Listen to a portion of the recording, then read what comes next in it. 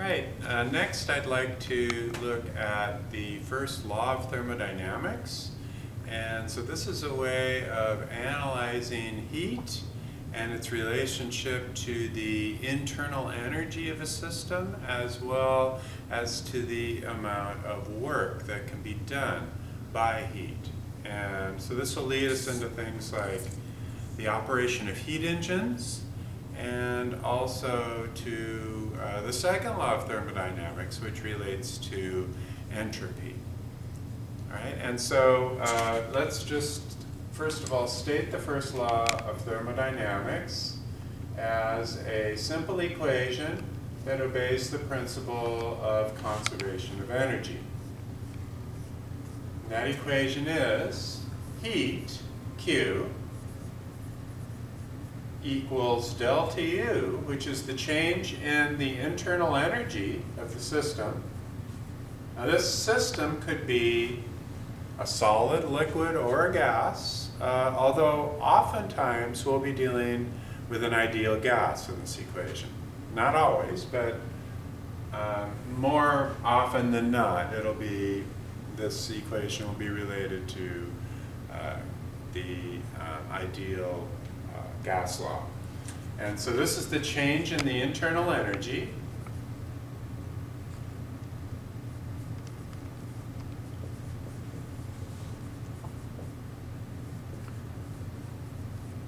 Of the system.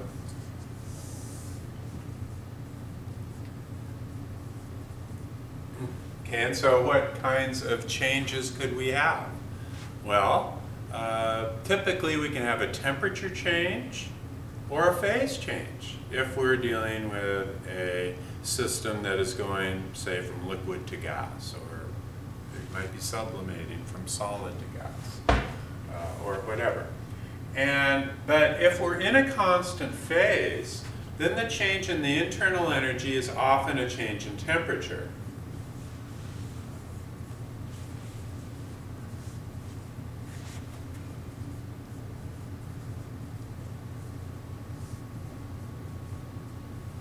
In our ideal gas.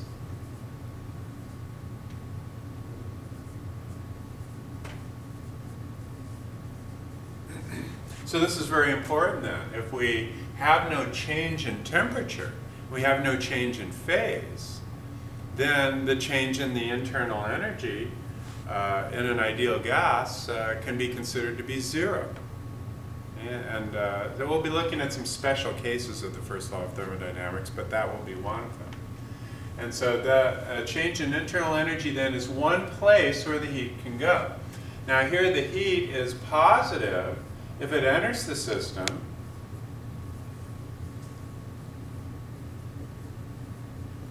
and negative, defined as negative, if it leaves the system.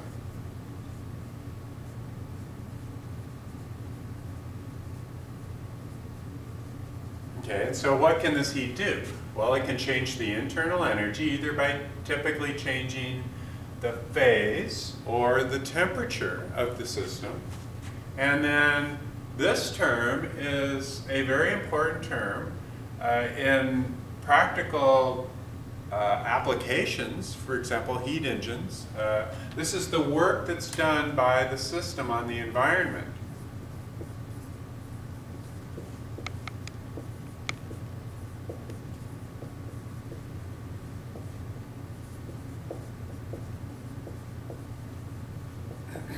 So this heat then can cause, say, a change in temperature or change in phase, but then if it doesn't do that, then the rest of the heat that's left over from those changes in internal energy can do useful work. And that useful work might, for example, be the expansion of the gases inside of a cylinder in a internal combustion engine. And so that expansion then can do work that can move the piston. That piston, in turn, by moving up and down, can have that motion turned into the rotation of the wheels of a car, and you can drive away with that kind of a useful work that's done. Or in the case of, say, Diablo Canyon, you might have that work being done in a way that turns water, liquid water, into steam. And then that steam will expand because steam takes up a lot more volume than water does. And in the process of that expansion, it can turn a turbine. And that turbine then moves a coil of wire relative to a magnet, and you generate electricity. Okay, so heat then can cause mechanical motion in that kind of a heat engine, or in the case of, say, Diablo Canyon, the nuclear decay processes that happen in the nuclear pile can be converted into essentially just a glorified way of boiling water. And so you turn the water into steam, and then the steam turns a turbine, or you could be using wind power to do that too, to generate electricity. There are other ways in which you can have heat enter a system and do useful work on the environment. Okay, so that's just kind of a brief intro into what the first law of thermodynamics represents. So this is some extra energy that enters the system. This is what it can do internally to the system, and this is what the system can do in terms of its influence on the environment. Okay, and so let's take a look at a situation in which we do work.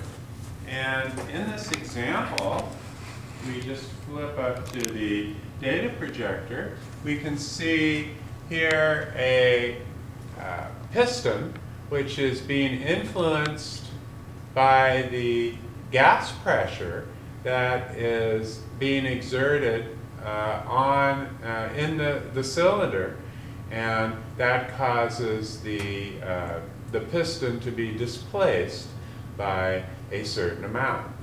And so in this case then the gas is doing work on the piston. So the gas then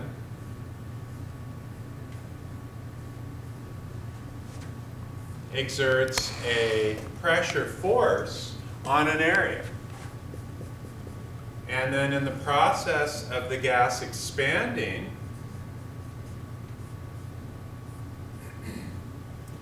it squeezes down on the piston and pushes the piston as the gas in the system expands.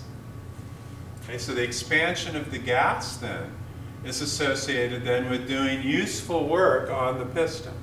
So in this kind of a situation then, the work is going to be equal to the integral of P dA times dx. Sorry, PA times dx. Here, this is the area of the piston, which stays constant. The force acts on the entire area of the piston. Force over area is pressure, so pressure times area is force. So this is just the integral of f dx. And the dx then goes in the same direction as the force, so the times the cosine of 0. Okay, but we can rewrite a times dx as being a little tiny bit of volume. And so this can be rewritten, and although this is just the definition of work as the integral of force dx, we can write this as the integral of pressure times d volume. And now let's check the units. The units here for work are joules. Here for pressure, we have units of Newton per square meter times cubic meter. Okay, so that gives you Newton meter, which is a joule. So units of pressure times volume are the same as units of force times distance. And so the integral then of P dV is going to be the area under the pressure volume plot.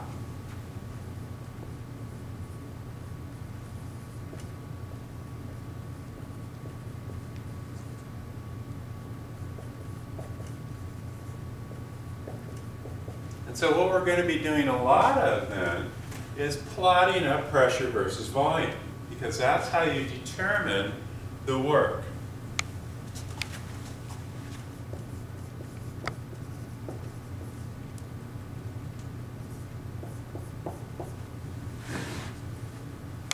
Okay, so let's say that we had a constant pressure as the piston expands. Now that's probably not too realistic here in this particular situation, because as the gas expands, I think that you can make the argument that the pressure should drop. But let's say that there were some way of keeping the pressure constant, just so that we would have a simple relationship here for work.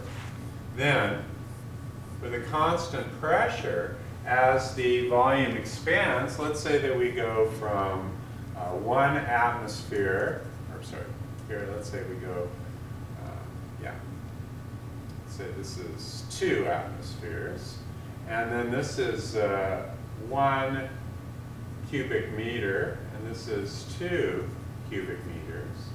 Then the area under this curve would be just equal to 2 atmospheres, which is going to be 2 times 10 to the 5 pascals. Or I'm saying 1 atmosphere is 1.01 times 10 to the 5 pascals, but to a reasonable approximation, we can just write that as 10 to the 5 pascals. Okay. Or where a pascal is a Newton per square meter. Okay. And so the area under this curve then is the work, and so that would be equal to 2 times 10 to the 5 pascals divided by 2 cubic meters, multiplied by 2 cubic meters minus 1 cubic meter. And so that's just going to be 1 times 2 times 10 to the 5. So that's 2 times 10 to the 5 joules. So that would be the amount of work that we would do in a constant pressure process as a gas expanded. That in a more reasonable situation, let's say that the pressure decreases linearly as the volume increases. So in other words, let's say here we go from 2 atmospheres to 1 atmosphere. As the volume, here's the pressure, here's the volume. As the volume goes from 1 cubic meter to 2 cubic meters. So it's an expansion. The fact that it's expanding shows us that we have a positive area under the curve. And a positive area under the curve means positive work done on the environment. Okay, now if the system were to compress, that means there would be negative work done by the system on the environment. Or the environment would be doing work on the system, essentially. Okay. And so here then, in this more reasonable approximation to what might be happening as the gas expands and the pressure drops, we would have the area under this curve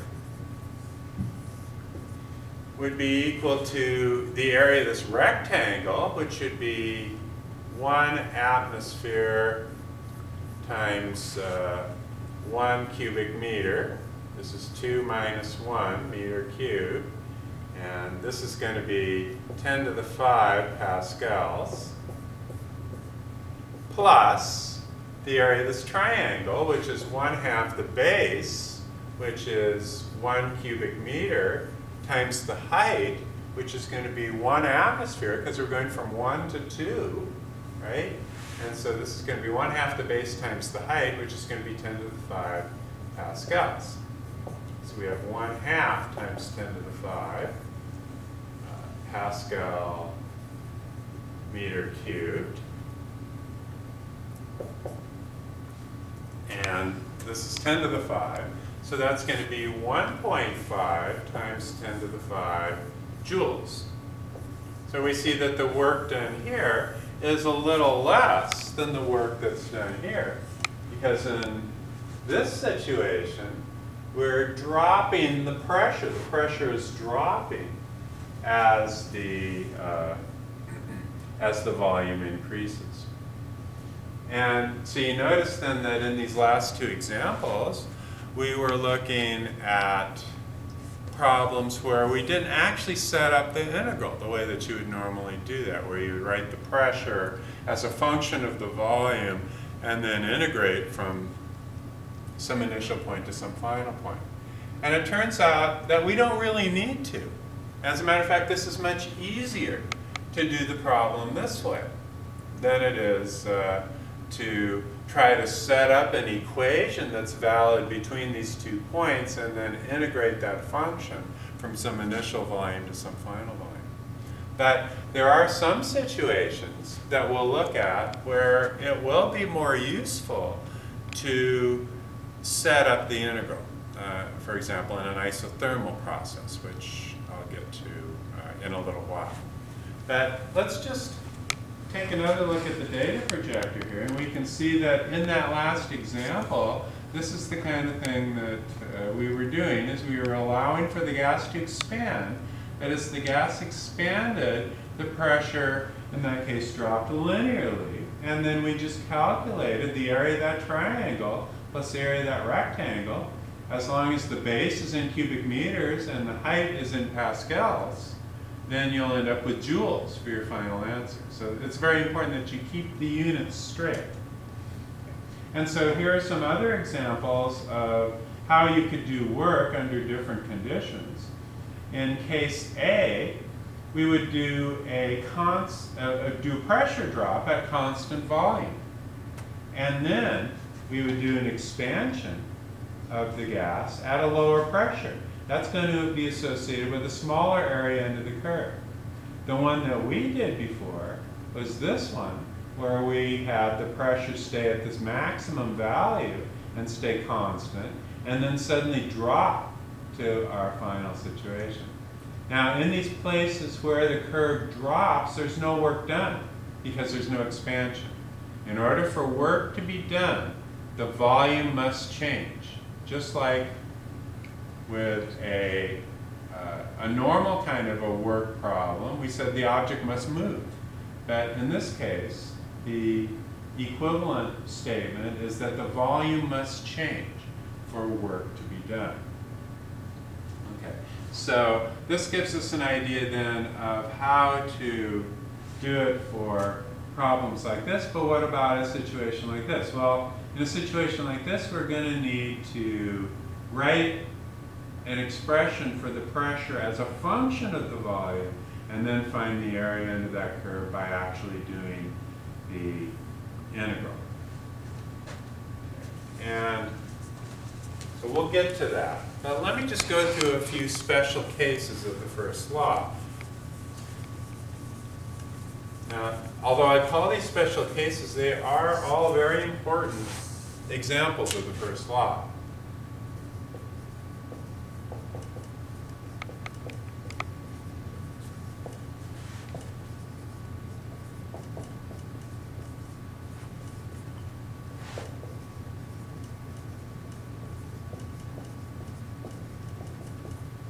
Remember, that's Q equals delta U plus W.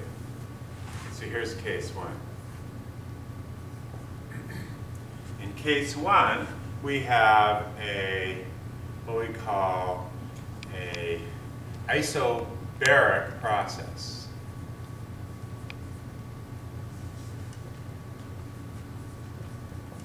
Isobaric just means constant pressure.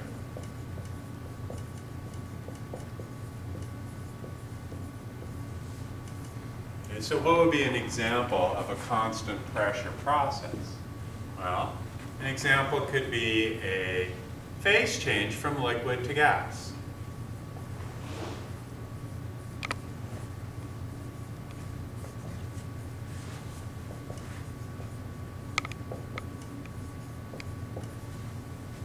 And so in order to accomplish that phase change, we would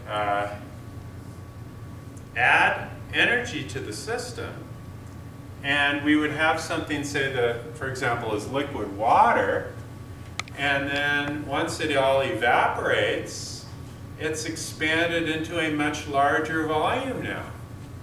The water is no longer confined to being in a liquid state, but has expanded into this much bigger volume. So this would be V initial, this would be V final. And so we could then say that the pressure is atmospheric pressure, assuming that this thing evaporates at atmospheric pressure. Then this would be the volume of the water. This would be the volume that it takes as a gas expanding from the liquid state to the gaseous state. But it would all be at 1 atmosphere's pressure. So the work then that would be done, as we just saw in the last example, would be P delta V. So that's really essentially the same thing as the integral of P dV, but with a constant, isobaric means constant pressure, so the pressure is pulled outside of the integral. So it's just the integral of dV from V initial to V final. So that's just P delta V, or P times V final minus V initial. And so the heat then that enters the system would be associated then with some change in the internal energy of the system plus the work that's done by the gas on the environment. And so what would the Q be here for this problem? Well, the Q would be just the mass of the object times the latent heat of either fusion or vaporization. Say this was going from a liquid to a gas, then this would be the latent heat of vaporization. So then you could figure out what the pressure was and the change in volume, and from that you could get the change in the internal energy of the system. Okay, so that's one example. It's not the only example of a constant pressure process. You could have a constant pressure process that occurs purely in a gaseous state as well. That's the basic idea without. The next kind of example, called case 2, is isothermal. Isothermal, iso means constant. Thermal in this case is temperature. So here isobaric meant constant pressure. Isothermal means constant temperature.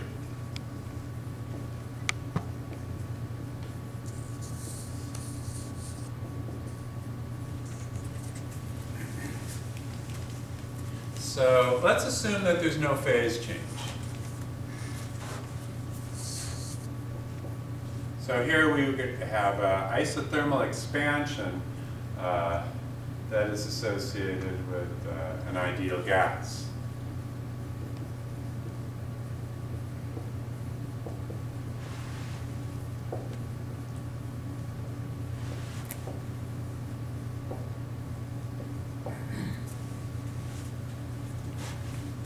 So that just means that the gas is expanding at constant temperature.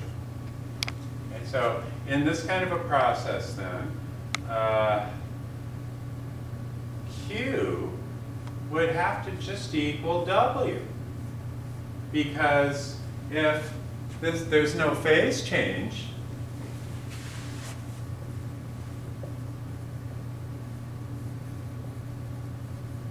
remember that if there's no phase change, then delta U equals 0 if there's no change in temperature.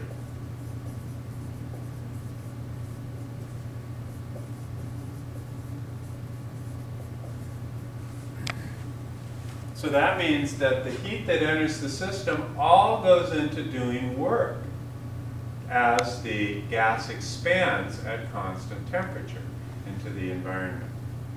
Okay, and so in this kind of a process then, we can write the work as the integral of P dV Now the pressure, though, we can use the ideal gas law, because this is an ideal gas that we're talking about here. And we know that PV equals NKT in our molecular form of the ideal gas law. So therefore, the pressure is equal to NKT over V. So that we can plug that expression for the pressure into our integral. And normally you wouldn't be able to do this because the temperature would be changing and the volume would be changing. So you would have it as a function of two variables and you wouldn't know how much one was changing relative to the other. But you can do it in this one specific special case of isothermal because the temperature is a constant. Isothermal means the temperature doesn't change. So that's just a constant in the integral, and so we can rewrite this then as NKT times dV over V. And so we'll integrate this from V initial to V final. And we can pull now the NKT outside of the integral. Treat it as a constant. N is the, remember, is the number of molecules. For this example, let's say the number of molecules is 10 to the 23. And K is 1.38 times 10 to the minus 23. That's going to be in units of joules per molecule degree Kelvin. And let's say that the temperature is 27 degrees centigrade. And remember that because this is a temperature, not a change in temperature, that must instantly be converted into Kelvin degrees by adding to 27 273. And so that gives us our temperature in Kelvin degrees. So we can rewrite this. And let's say here also that V1 is equal to 2 times V0. So we double the volume.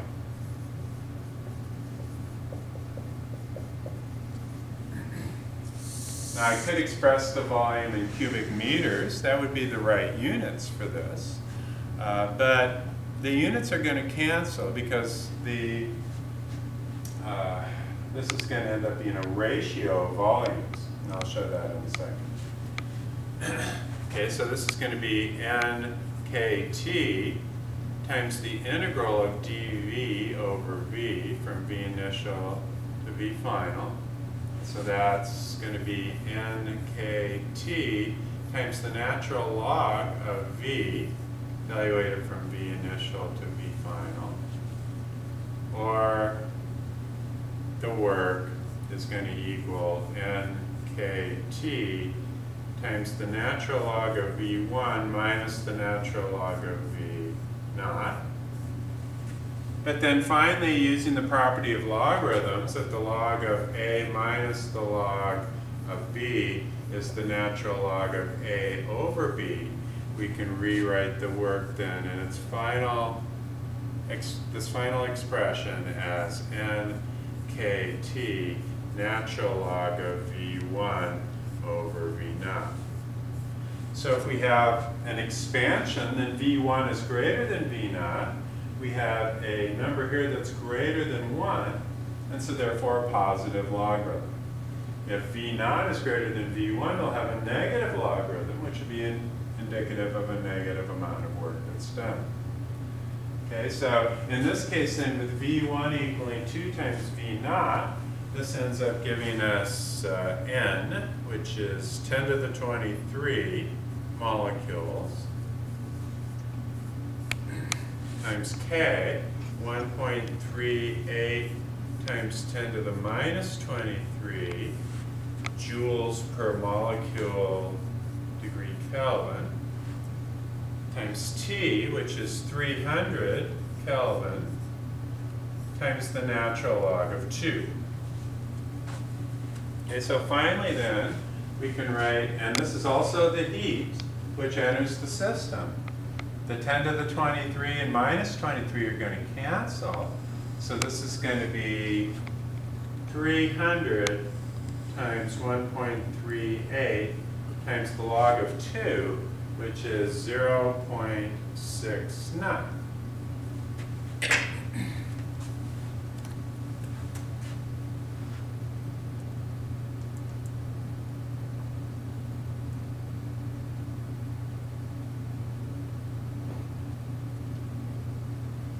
Which is 286 joules.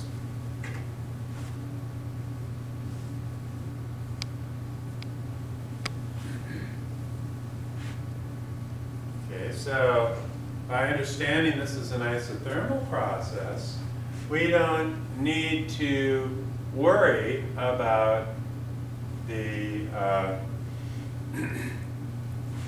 amount of internal energy change. We know that that's 0. And once we've calculated W, we automatically have Q as well.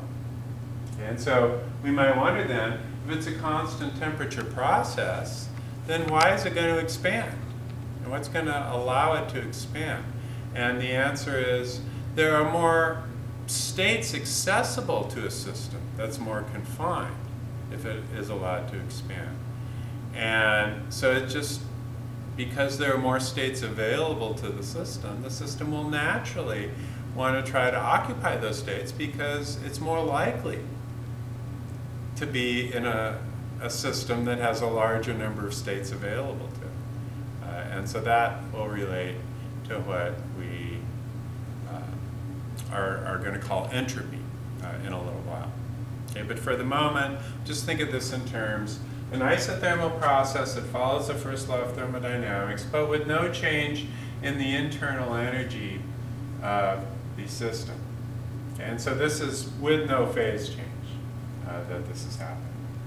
Okay, so that's case 2. In case 3, let's look at a constant volume process.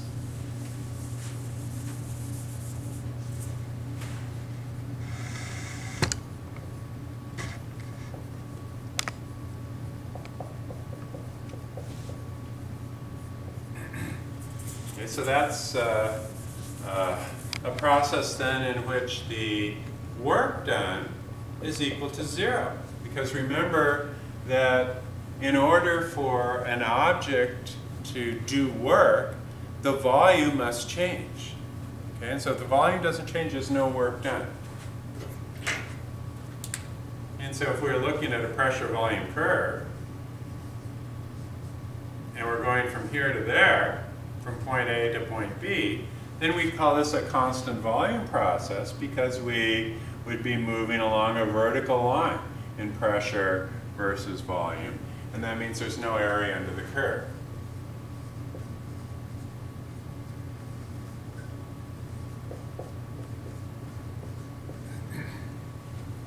And so when could this happen? Well, typically, the pressure isn't going to change instantaneously fast, but it can change so quickly that there isn't really time for the volume to change appreciably. And so in an internal combustion engine, if you have a piston that is compressed to its maximum extent, and so you've got a gas-air mix in here,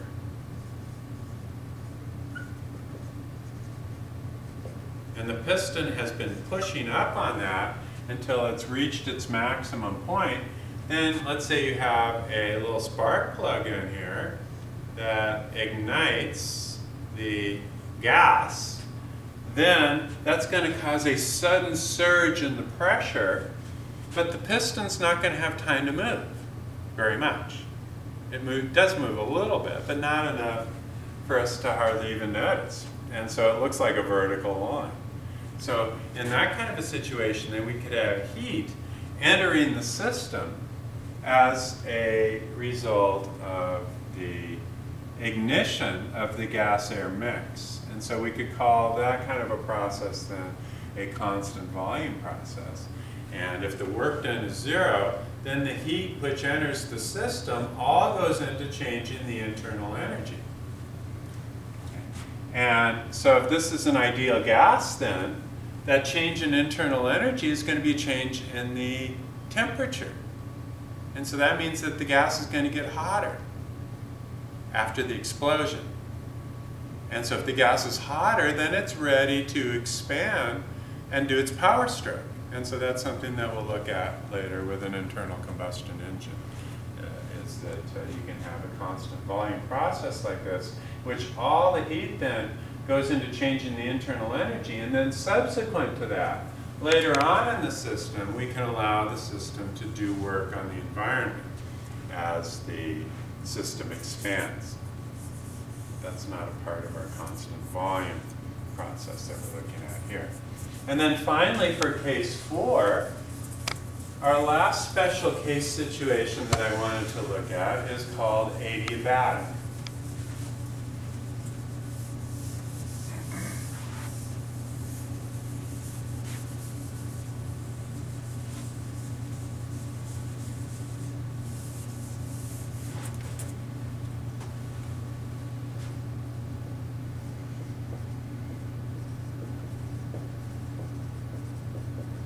Now, adiabatic means that the heat which enters the system from the external environment is equal to 0.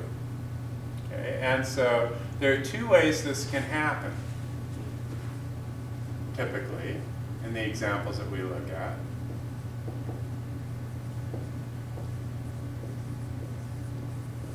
One way is to have the system be thermally insulated from the environment so that no heat can come in from the outside.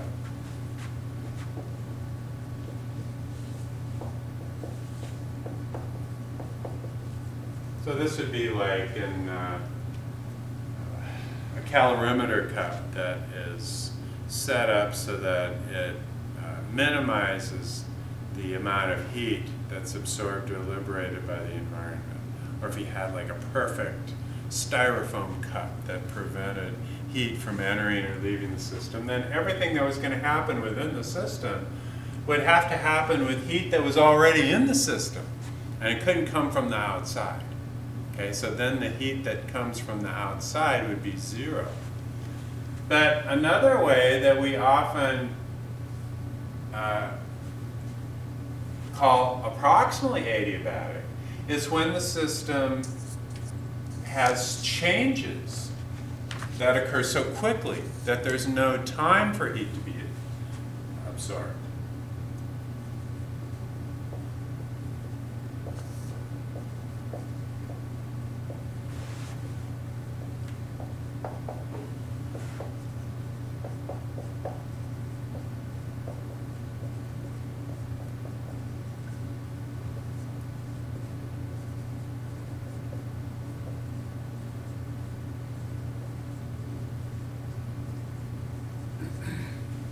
And so in this kind of a system then, our first law of thermodynamics is going to be Q equals delta U plus W. And so W then would be the negative of the change in the internal energy. So that then is the result of the first law applied to an adiabatic process. Okay, and so what would be an example of a process that happens so fast that there isn't time to absorb heat? Well, let's say that we have a thunderstorm example.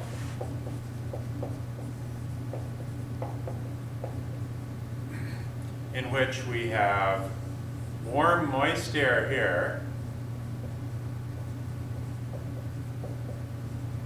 that's less dense,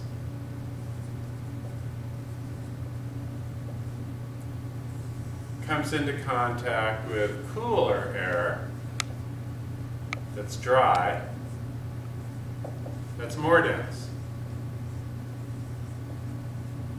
And we might wonder, first of all, why is the warm air more moist?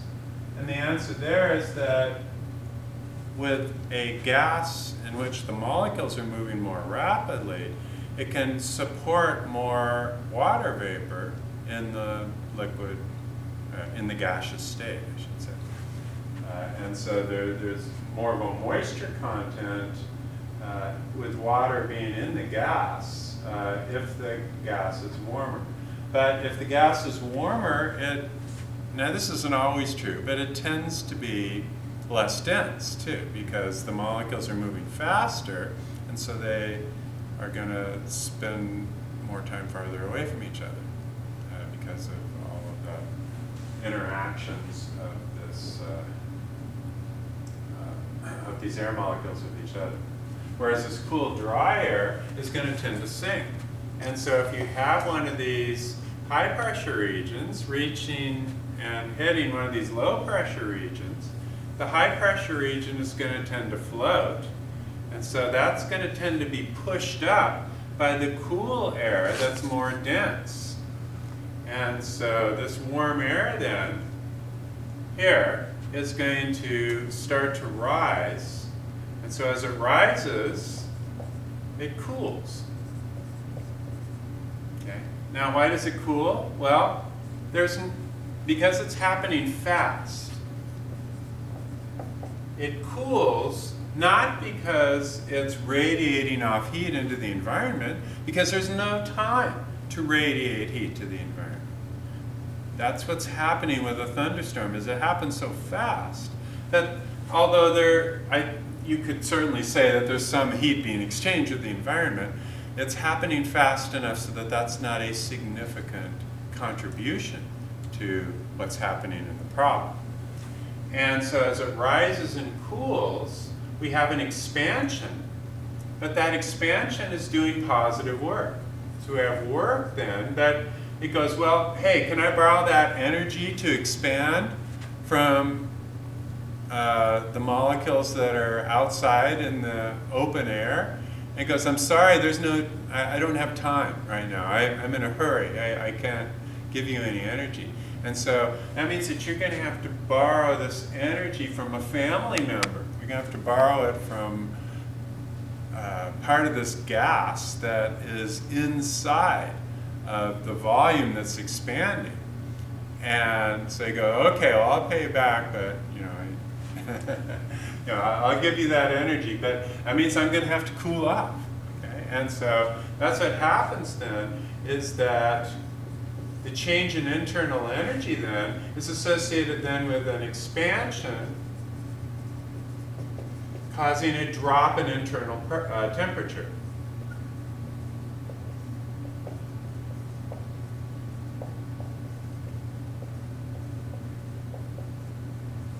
And so as this warm air mass expands, well, why does it expand too? Well, it's lower pressure up there too. So that's going to allow for it to expand more because it's expanding into a region at the higher elevations. It has lower pressure. But it has to get that energy from somewhere to accomplish that amount of work that's done. So it borrows it from the internal temperature of the molecules in the substance. And so with this drop in temperature, that air molecules can no longer hold on to the water in the gaseous state. And so the water molecules start to condense into droplets, and then sometimes those will freeze, and so you get freezing rain or hail, all that kind of thing can happen too, and then you get a downpour.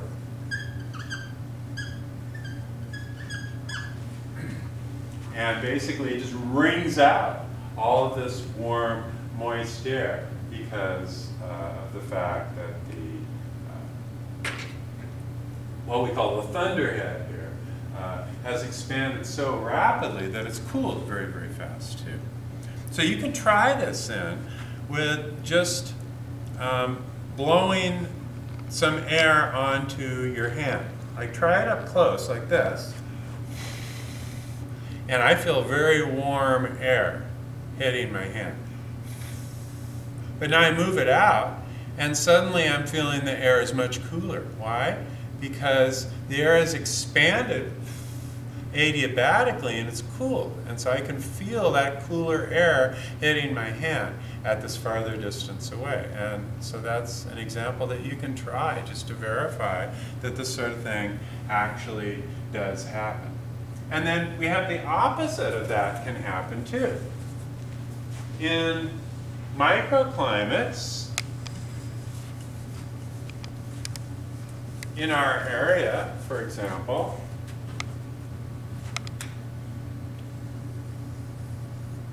in San Luis Obispo, here's Avila. Then farther down we have Santa Barbara.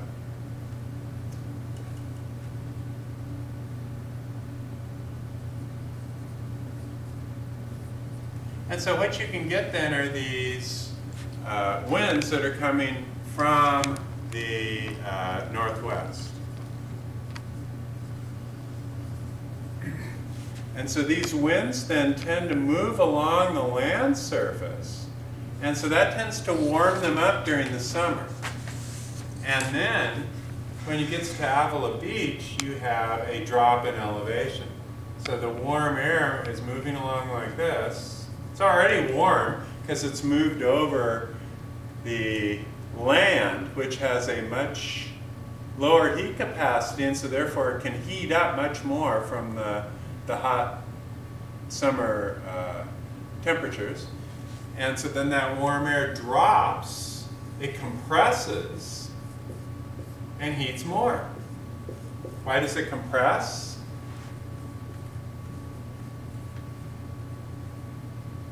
Well, for the same reason that the air over here expanded. The air here expanded because there's less pressure at higher elevation. Then here, there's more pressure at lower elevation. And so we get a compression of the gas. And so that means that negative work is done. And so what that corresponds to then is an increase in the temperature.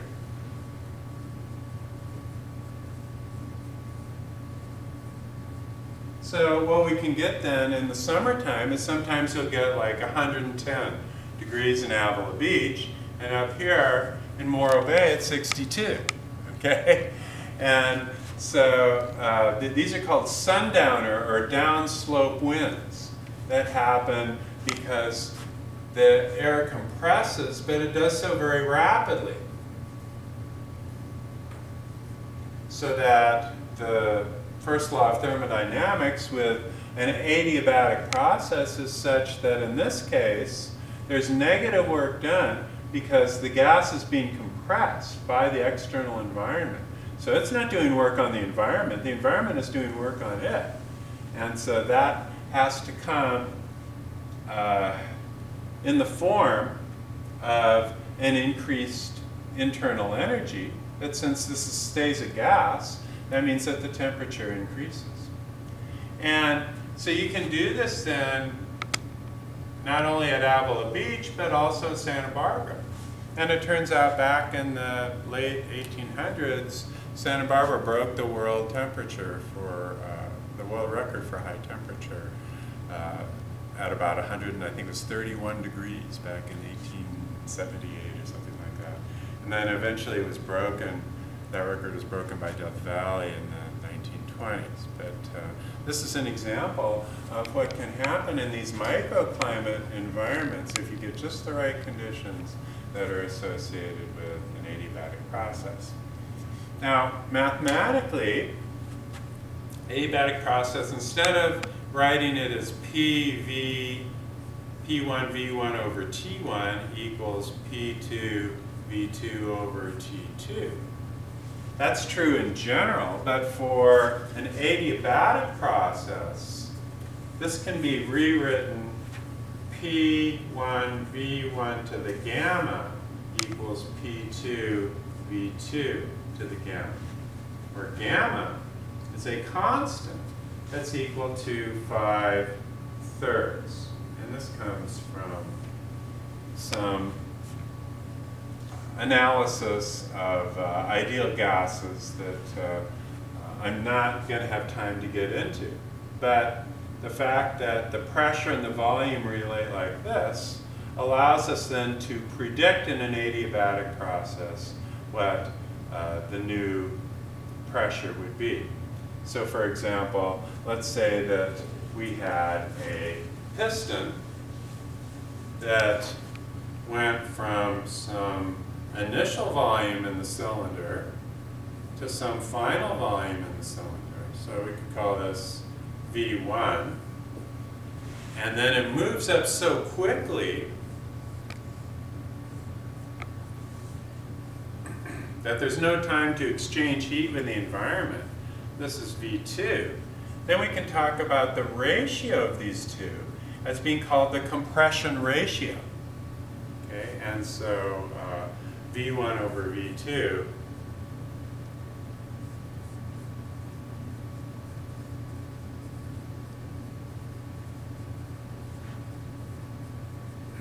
the ratio of the volumes in the initial and the final state. And so let's say here at volume V1, the pressure at point P1 is 1 atmosphere. And let's say that V2 is equal to 1/2 V1. So we've decreased the volume by a factor of 2. You might think that the pressure would be increased by a factor of 2. But in an adiabatic process, it's a little different. Okay? And so here you could write P2 equals P1 times V1 over V2 to the gamma power. Okay, so that would be 1 atmosphere times 2 to the 5/3 power. So that would give us our pressure at this new compressed volume if it's adiabatic.